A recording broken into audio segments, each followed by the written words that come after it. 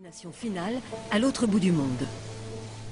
Comme à Ras Jebel, en Tunisie, où plusieurs grandes marques françaises et américaines ont délocalisé leur production pour profiter de salaires 10 fois plus bas qu'en Europe.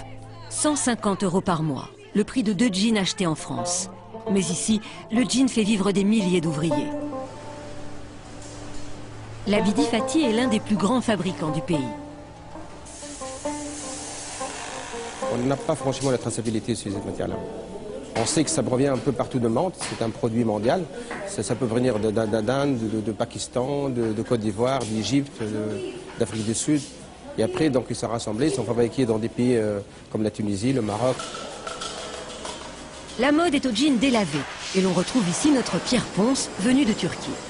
Mais comble du ridicule de notre époque, ces jeans encore neufs il y a quelques minutes vont être artificiellement vieillis.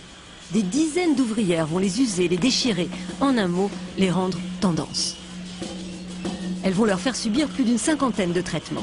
C'est l'étape la plus polluante de sa fabrication car elle nécessite des produits chimiques comme le chlore ou le permanganate de potassium.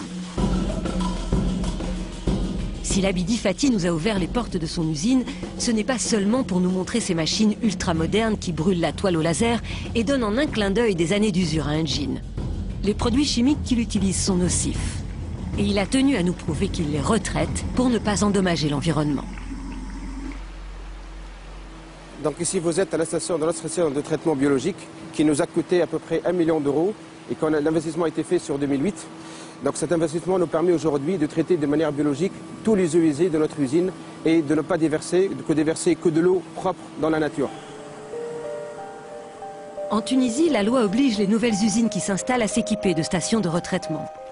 Mais beaucoup d'anciennes unités ne sont pas conformes aux normes environnementales, comme cette usine à la périphérie de Tunis qui rejette encore ses eaux usées et pollue les cours d'eau, la mer et les nappes phréatiques. Si le client européen ferme les yeux, alors tous les abus sont possibles. Donc là, vous avez les rejets de l'usine qui est juste derrière et on comprend mieux quand on voit les rejets que certains industriels du jean se considèrent comme des industriels de la chimie. C'est-à-dire que dans ces eaux, on retrouve tous les résidus des différentes étapes de l'ennoblissement du textile, c'est-à-dire les produits qui sont mis pour la résistance au frottement du tissu, comme des formaldéhydes. On retrouve les résidus de teinture, parfois même les résidus des pesticides qui sont en amont dans les champs de coton. Et tout ça, si c'est pas traité, contamine la rivière, provoque des asphyxies, des mortalités massives de poissons, puis une perturbation totale de l'écosystème, comme on peut s'en rendre compte. La plupart des usines en Tunisie ont fait des gros efforts au cours des dernières années. Par contre, en Asie, ce n'est pas du tout le cas.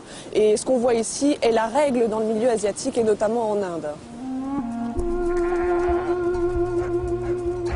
Pollution, problèmes de santé pour ceux qui travaillent dans un grand nombre d'usines et dans les champs de coton.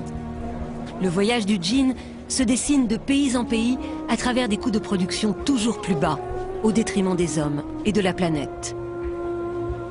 Alors comment faire pour en alléger son empreinte écologique? Quelle est la solution pour ne pas porter un jean qui aura nécessité 1 litre de pesticides et consommé 25 litres de pétrole? Il y a quelques questions à se poser, savoir où est-ce que c'est fabriqué, favoriser la proximité, favoriser les labels ou en tout cas essayer à partir des pays de production de favoriser des bonnes conditions sociales de production, éventuellement du coton biologique, c'est l'idéal bien entendu. Et puis si on veut absolument avoir un jean usé, il y a quelque chose qui est absolument fantastique, qui est économique et qui est écologique, ça s'appelle la fripe. Et dans les friperies, il y a des tas de jeans qui sont usés, qui sont parfois super et qui seront en plus de ça beaucoup moins chers que ceux qui sont usés volontairement et artificiellement.